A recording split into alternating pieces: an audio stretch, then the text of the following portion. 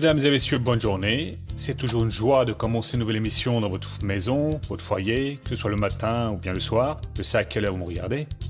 Mais même ainsi, c'est un plaisir. Je m'appelle David Soares, avec l'équipe de RR Soares, qui est le présentateur de ce programme et qui, dans les prochaines minutes, il n'y en a qu'une nouvelle parole positive.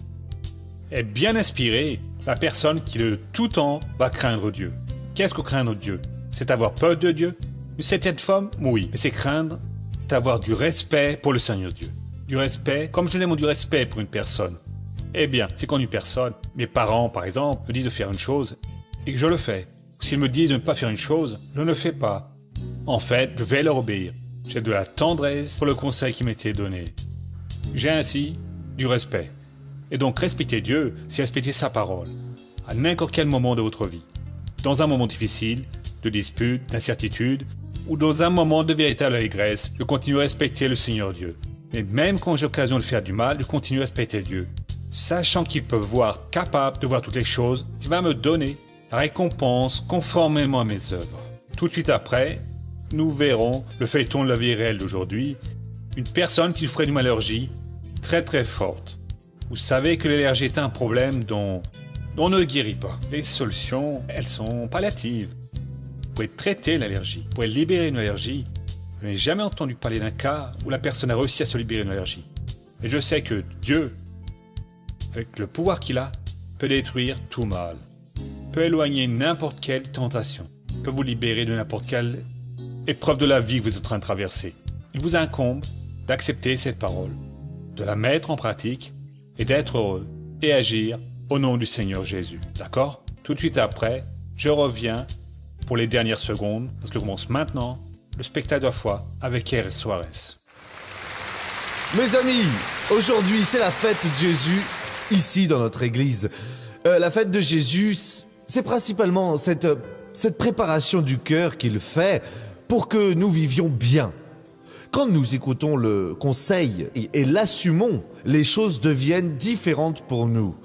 Nous devons ouvrir les yeux parce que beaucoup de gens se relâchent dans la foi. Cela signifie qu'ils vont se rendre à l'ennemi. Les années passent et nous devons chaque jour être meilleurs. Et être plus âgé ne signifie pas la liberté de faire de mauvaises choses.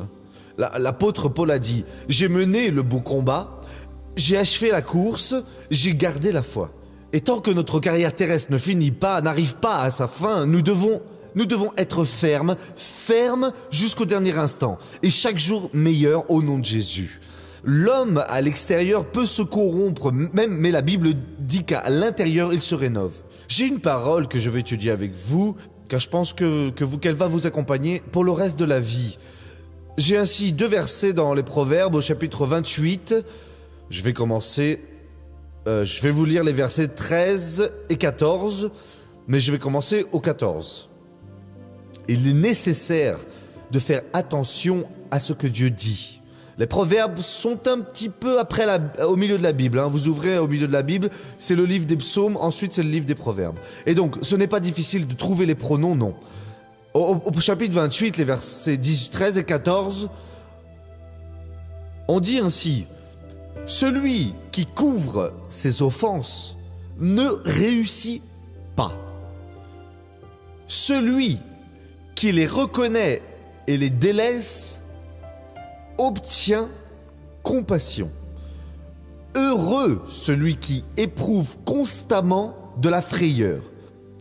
Celui qui s'obstine tombe dans le malheur. » Je vais commencer par celui-ci, le verset 14 ici. « Est heureux l'homme » au sens générique, ça veut dire la personne qui constamment craint. La parole « heureux » signifie qu'il a du succès. Heureuse est la personne, a du succès la personne qui craint continuellement. Et je veux attirer votre attention sur cela. J'ai déjà plus de 54 ans, plus ou moins. Je ne sais pas exactement quand c'était. J'avais 6 ans quand j'ai donné ma vie à Jésus. Et cela ne signifie pas que maintenant je peux me relâcher. Étant plus mûr, non, au contraire. Je me dois de respecter la parole de Dieu jusqu'au dernier moment de ma vie. Et la même chose pour vous ici. Quand il a dit ici, le Seigneur Dieu a dit a du succès la personne qui craint constamment. Il vient nous dire en d'autres termes, il faut lire entre les lignes, que le diable va vous tenter durant toute la vie. Le diable va chercher à vous tirer, à vous sortir de la crainte. Parce que c'est quand vous craignez, quand vous respectez la parole de Dieu, que vous êtes en liaison avec Dieu. Vous devez donc garder les yeux ouverts. Les mêmes tentations qui arrivaient dans le passé vont se produire aujourd'hui et vont arriver demain. Mais vous devez rester en alerte pour que vous respectiez continuellement la parole de Dieu. Parce que si vous ne respectez pas, vous n'aurez pas de succès. Vous allez prier dans un moment de désespoir et Dieu ne va pas répondre. Si Dieu répond, il serait en train de renier sa parole. La personne qui ne respecte pas la parole, elle fait la même prière qu'une autre personne fait. Parfois, elle y met même un peu plus de foi, plus d'efforts. Elle parle même plus fort et croit plus qu'une autre qui reçoit une réponse. Et elle ne reçoit pas. Mais pourquoi ? Parce qu'elle a cessé de respecter la parole de Dieu. Et cet arrêt, dans la majorité des cas, n'est pas un acte extérieur. L'extérieur demande encore plus de temps pour se corrompre. C'est un acte interne. La personne ne s'approche plus à Dieu. Elle commence à se relâcher. Elle commence à ne plus avoir la volonté de rechercher le Seigneur. Tout cela, c'est une machination de l'ennemi. C'est son travail, jusqu'au jour où se produit la chose. Mais au moment où elle cesse de craindre, elle n'est plus en liaison. Et Dieu ne peut plus la bénir. Donc nous devons rester éveillés, nous examinant toujours, ne laissant jamais la parole de qui que ce soit nous tromper. Parce que des fois, vous allez ouvrir votre cœur à quelqu'un. Ah, qu'est-ce que c'est que ça ? C'est ça que tu as en tête, arrête donc cela. Dieu ne s'occupe pas de cela et vous savez dans votre cœur ce que Dieu vous a dit. Alors si vous voulez être heureux de façon continue, respectez toujours la parole de Dieu. Vous allez être cette personne bien bénie. Alors vient l'attaque de la maladie, du mal, de tout autre type d'attaque. Vous dites, Dieu, en présence duquel je marche et je suis en ce moment. Vous ne savez pas quel jour le démon va tirer pour attaquer votre foyer, pour attaquer votre santé, pour vous attaquer en chemin dans la rue, pour attaquer votre morale, pour faire une quelconque attaque. Qu'est-ce que Dieu veut nous dire ici ? Est bien inspiré, est heureux l'homme qui craint continuellement, qui respecte, qui obéit à la parole. Mes chers amis, vous tous, craignez le Seigneur Dieu. Respectez continuellement la parole du Seigneur. Un jour oui, un jour non, ne déviez pas. Si par hasard vous avez dérapé et péché, l'instant suivant, dites « Dieu pardonne-moi. Je ne voulais pas chuter, mais relève-moi au nom de Jésus. » Voyez ce qui se produit avec la personne qui ne respecte pas. Celui qui s'obstine tombe dans le malheur. Et comment ? Nous allons dire clairement les choses pour que vous compreniez. Celui qui vous convainc, quand vous allez faire quelque chose de mal, qui donne ce point sur votre conscience, cette tristesse, c'est le Saint-Esprit. Mais il y a des personnes qui s'obstinent. C'est ainsi qu'il dit si une chose est bonne ou mauvaise. Vous n'avez pas besoin de ma parole, non. Si vous demandez à Dieu de vous guider et qu'il se produit quelque chose de mauvais, vous devenez triste au fond de vous. Vous êtes abattu et il nous explique ici que cette personne qui s'obstine dans son cœur, c'est-à-dire qui ne confesse pas, elle va tomber dans le mal. Ne jouez pas avec Dieu. Ne jouez pas avec la sainteté du Seigneur. ne pensez pas que Dieu est assoupi, qu'il est naïf et que vous pouvez faire ce que vous voulez. Et c'est alors sa bonté qui va s'étirer pour que vous ne chutiez pas dans le mal. Mais arrive le jour où elle cesse. Dieu a relevé Saoul, roi d'Israël. Saoul ne voulait pas être roi. C'était un homme préparé pour cela. Dieu l'a relevé. Il a pris ses responsabilités. Les premières années de Saoul ont été belles. Craignant Dieu, responsable, il a régné 40 ans. À la fin, non. Sur la fin, il a pensé qu'il pouvait faire ce que seul le prophète Samuel pouvait faire.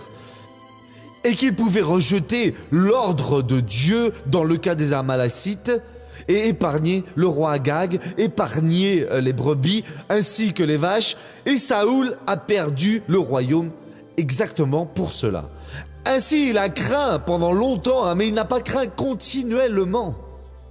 Cela fait 54 ans que je suis sur le chemin. Mais si je perds la tête, Dieu ne va pas pouvoir me retenir, non. Il faut être fidèle jusqu'à la mort. Sois fidèle jusqu'à la mort et je te donnerai la couronne de la vie. Et c'est ce genre de personnes dont Dieu a besoin, car il recherche toujours des gens qui vont jusqu'au dernier instant lutter pour un bon combat et vont garder la foi. Quand on va terminer leur carrière, ils vont recevoir la véritable couronne que le Seigneur a déjà préparée pour eux. Cela, c'est la parole de Dieu pour vous. À présent, le verset 13 par lequel j'ai commencé. Celui qui couvre ses offenses ne réussit pas. Du moment que vous avez chuté et oublié de confesser et dissimuler une tromperie complète, ah, missionnaire, si je me confessais, cela me ferait beaucoup de tort. Non, vous avez un grand préjudice. À partir de ce moment-là, le pouvoir de Dieu ne peut prospérer, guérir, ne peut plus aider. Et vous ne réussirez jamais. Personne n'est parfait, pourvu que ça n'arrive pas. Mais si ça arrive, dans tous les cas de figure, Seigneur, j'ai fauté, pardonne-moi. Et si un autre est lésé, peu importe le prix à payer, il faut vous réconcilier avec la personne. Celui qui couvre ses offenses ne réussit pas, mais celui qui les reconnaît, toutes doivent être confessées, et les délaisse, toutes doivent être délaissées, obtient compassion. Il aura Dieu opérant à ses côtés. Et donc j'ai dit que ce message était très fort. Pourvu qu'il vous accompagne pour toujours. Pour que vous ne veniez pas à être un disqualifié, une disqualifiée, pour que vous gagniez toutes les batailles spirituelles, pour que vous soyez la bénédiction que Dieu veut que vous soyez dans ce monde ici et dans le monde qui viendra dans le futur. Et Dieu va faire que vous deveniez cette bénédiction. Amen. Regardons maintenant le feuilleton de la vie réelle.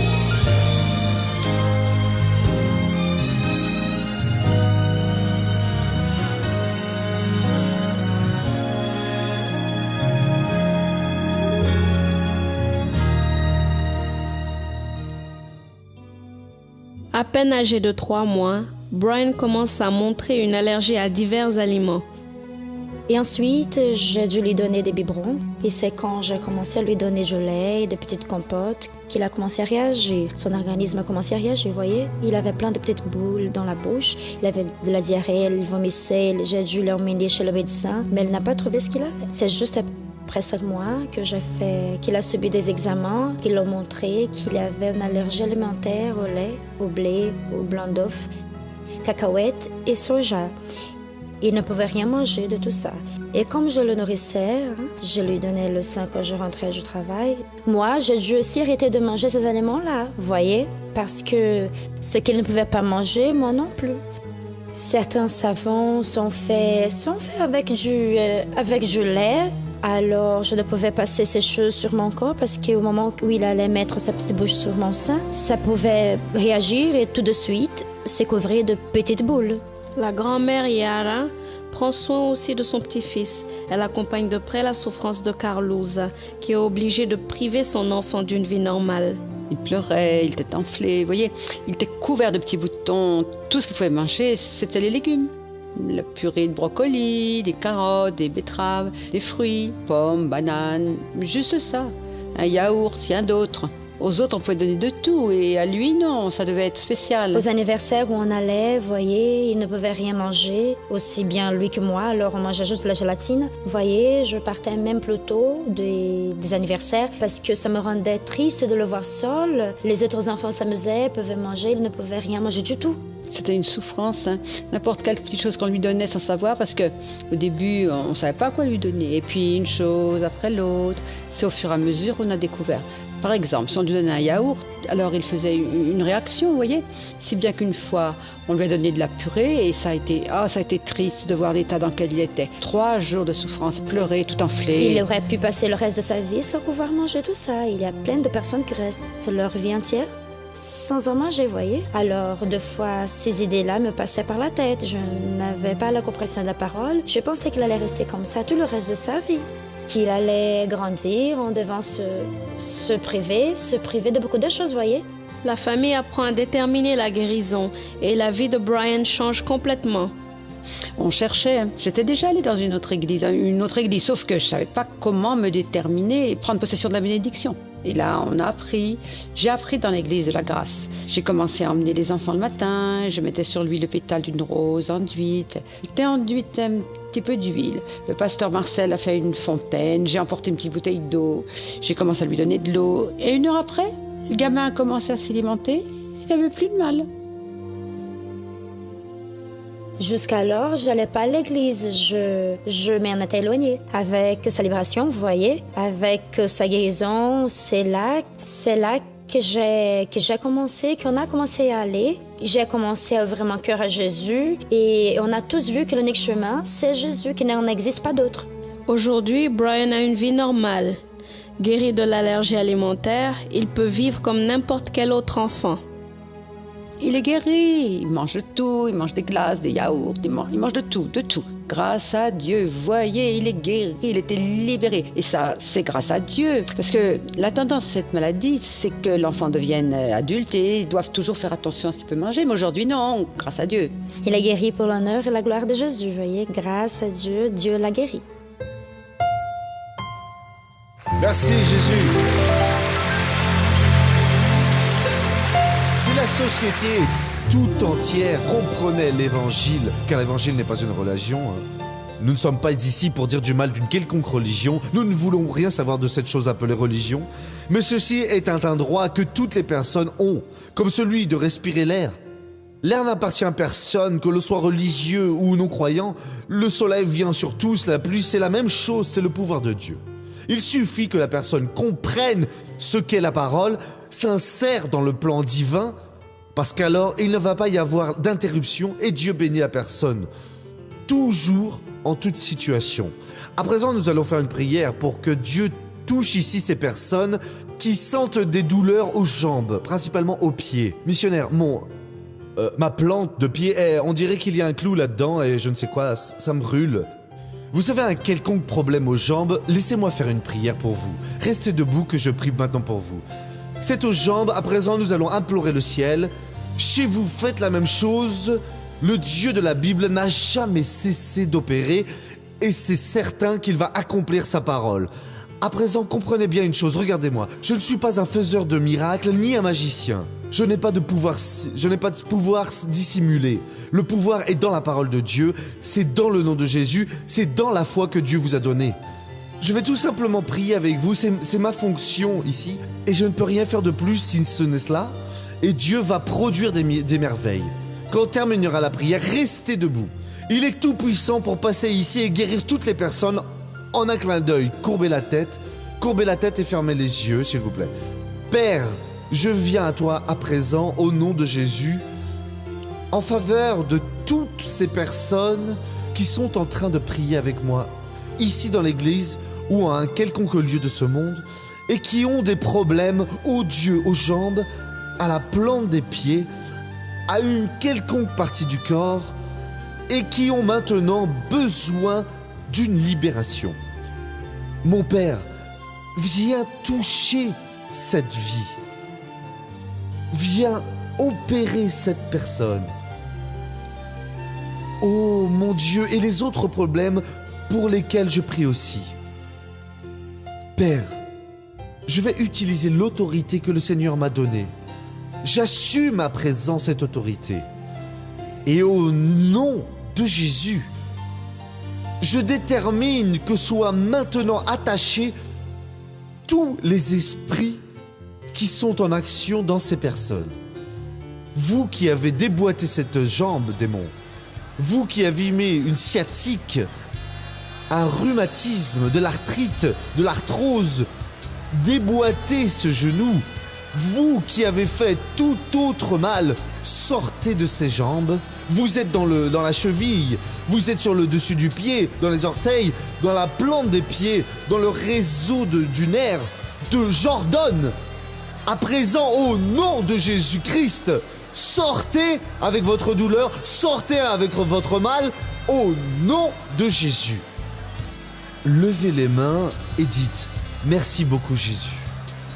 Ouvrez bien les yeux, regardez-moi, baissez les mains, faites maintenant ce que vous ne pouviez pas faire au nom de Jésus.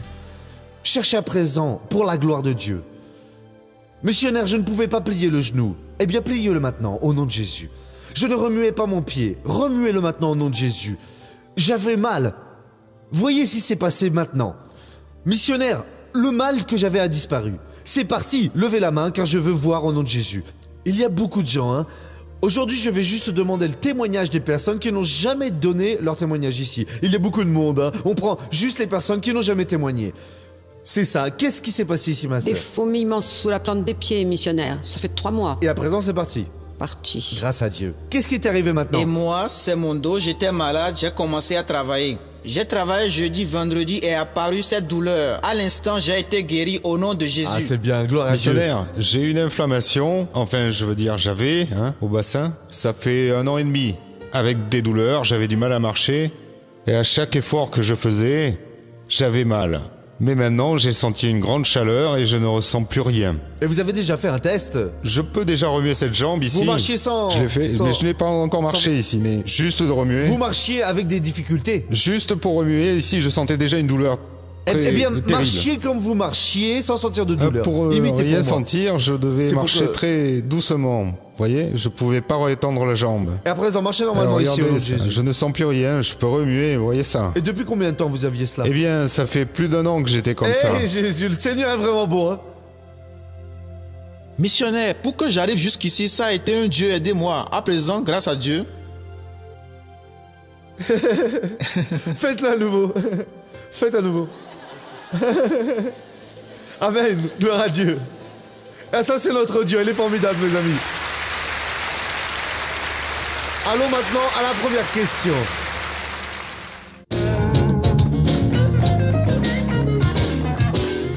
Je voudrais savoir pourquoi toutes les religions ne parlent pas d'une seule voix et s'il y a des différences entre elles. En effet, cette histoire de religion, je ne comprends rien à cela. L'évangile, c'est une seule langue, un seul langage. Mais alors, les religions, je ne sais pas pourquoi elles ont été inventées, hein. Je ne vais pas entrer dans cette polémique parce que vous offensez les autres, hein. Et je n'aime pas offenser les gens. J'ai été envoyé pour prêcher l'évangile. Non pas défendre l'évangile. Je prêche, comme Jésus l'a dit. Allez de par le monde et prêchez l'évangile. Il n'a pas dit, pour celui qui ne veut pas équiter, vous lui donnez un coup sur la tête car c'est une forte tête. Non, rien de cela. Je veux dire, prêche l'évangile. Celui qui croit et a été baptisé, c'est celui qui sera sauvé. Et celui qui croit, ces signaux suivront tous ceux qui ont cru. Qui en son nom expulseront les démons, qui poseront la main sur les infirmes et seront guéris. Les promesses sont là. Nous qui sommes de l'évangile, nous devons nous préoccuper seulement de prêcher la parole de Dieu sans parler de qui que ce soit. Parce que la parole de Dieu, elle évolue bien plus haut. Vous n'avez pas à la mélanger avec la religion. Ils se disputent, se bagarrent et n'arrivent nulle part. Et quand vous donnez la véritable parole, la personne dit « C'est cela dont j'avais besoin ». Maintenant, laissez-moi prier pour ceux qui sont chez eux et ça sert aussi pour vous ici. Père, je viens à toi à présent en faveur des personnes qui sont en train de prier avec moi. Il y a une personne qui a une douleur ici, au-dessus des yeux. Père, détruis ce mal. Il y a d'autres personnes qui ont d'autres problèmes de tout type. C'est une grande foule qui maintenant prie pour toi. Et je te demande au nom de Jésus, exauce cette foule. Touche, mon Père, ces vies. Guéris ces personnes. Père, ceci est un moment très important.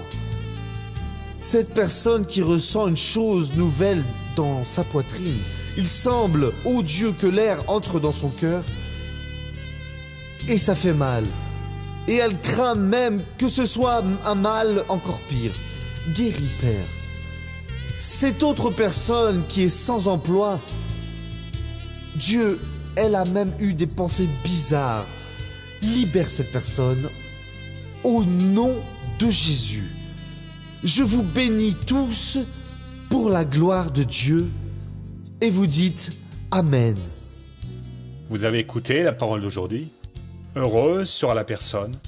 Le bonheur vient quand la personne, elle respecte continuellement Dieu. Et donc, qu'allez-vous faire? Vous avez fait la prière à la foi, soyez ferme. Même si vous avez encore mal, le symptôme persiste, ne désistez pas de votre prière. Continuez à croire, parce que Dieu va honorer votre foi. Le Dieu qui commence une grande œuvre, il va la compléter au nom de Jésus-Christ. Et voyez, la grande œuvre peut être faite dans votre vie. Quand vous l'écoutez, beaucoup à présent, je dis cela sachant que c'est Dieu qui m'oriente à parler, sont appelés pour devenir personnes qui parlent l'œuvre de Dieu.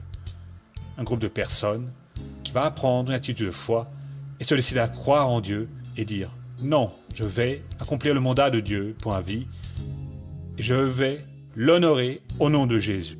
Ils vont maintenant appeler ce numéro et dire et sentir un appel de Dieu pour le spectacle de la foi et je veux faire partie de ce groupe de personnes qui parrainent pour aider cette émission à rester à l'antenne. Je vous demande, ce programme-là vaut-il la peine pour vous? Je crois bien que oui. Alors, si cela vaut la peine que Dieu vous appelle, pourquoi douter? Ah, je n'ai pas les moyens, ce n'est pas vrai. Dieu vient pour vous appeler, Dieu va vous donner les moyens. Il va ouvrir une porte, va vous restituer quelque chose, il va amener une personne qui va vous aider à soutenir ce programme. Il faut croire. Le croyant ne doute pas. Le croyant agit. Le croyant prend une décision. Recherchez, croyez et décidez d'accepter que le Christ est au commencement du grand œuvre dans votre vie. Mesdames et messieurs, je crois que cette émission est venue pour changer votre vie. Et elle a déjà changé. En très peu de temps, votre vie sera complètement transformée. Que Dieu vous bénisse tous. Nous revenons à la prochaine opportunité sur cette chaîne. Que Dieu bénisse vous tous et à bientôt. Ciao.